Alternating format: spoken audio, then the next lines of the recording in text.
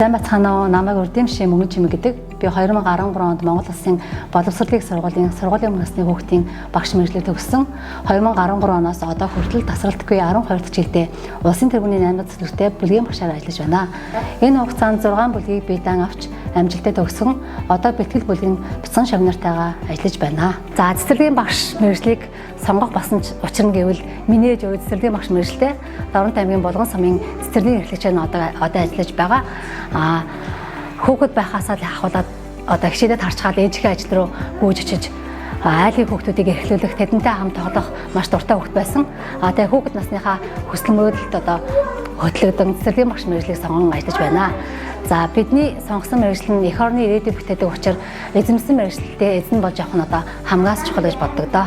Монгол Улсын заа гаргагч багш Мөнгөн Чимэг нь 2024-өөс 2025 оны хичээлийн эмчилж бэлтгэл бүлгийн хүүхдүүдэд танхим болон зайны хослолсон сургалтын хөтөлбөрийн дагуу сургалт үйл ажиллагааг явуулж байгаа ба тус бүлэгт хөнгөн болон хүнд хэлбэрийн байнгын асаргай шаардлагатай тусгай хэрэгцээтэй 3 хүүхэд суралцж байгаа бөгөөд тус хүүхдүүдийн онцлог хэрэгцээнд нийцүүлэн сургалтын хөтөлбөрийг тохируулах хийж ганцаарчилсан сургалтын төлөвлөгөөгөөр сургалт үйл ажиллагаагаа амжилттай зохион байгуулж байна. Ганцаарчилсан сургалтын төлөвлөгөө хийхдээ хүүхдүүдийн цаашдын хэрэгцээг тодорхойлох үүднээс эрүүл мэнд болон хөгжлийн акцийг айд тус бүрээр захин мэдээллийн сан бүрдүүлэн олон улсын ICF үнэлгээнд суурилан хөгжлийн акцийг бодиттой тодорхойлон ажиллаж байгаа ба энэхүү үйл ажиллагаагаараа аймаг бүс улсын хэмжээнд туршлагаа түгээн дэлгэрүүлэн ажиллаж байна.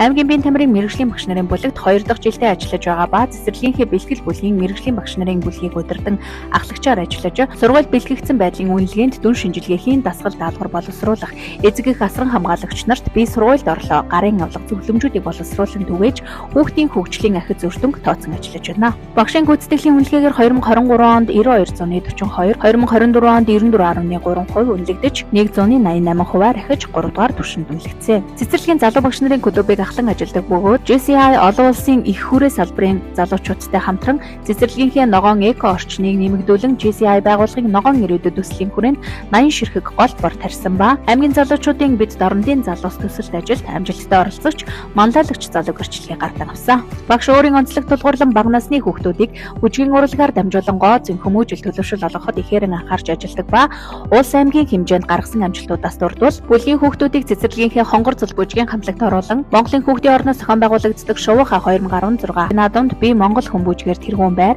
Эрдэнэт хотод зохион байгуулсан Эрдэнэсийн угал хүүхдийн бүжгийн их наадамд бүрээд бүжгээр багш болор хэрлэнтэй хамтран оролцож тэргүүн байр эзэлсэн. Мөн Монголын хүүхдийн орноос зохион байгуулагддаг Шувууха 2019 бүжгийн наадамд бүрээд бүжгээр 3 дугаар байр эзэлсэн амжилтыг үзүүлсэн. 2019-2023 онуудад тэргүүний багш 2024 онд боловсролын яамны жоох хүчиг Улаан загалмайн онцгой гишүүн 2024 онд шилдэг залуу хүндэт тэмдэглэр шагнагдсан.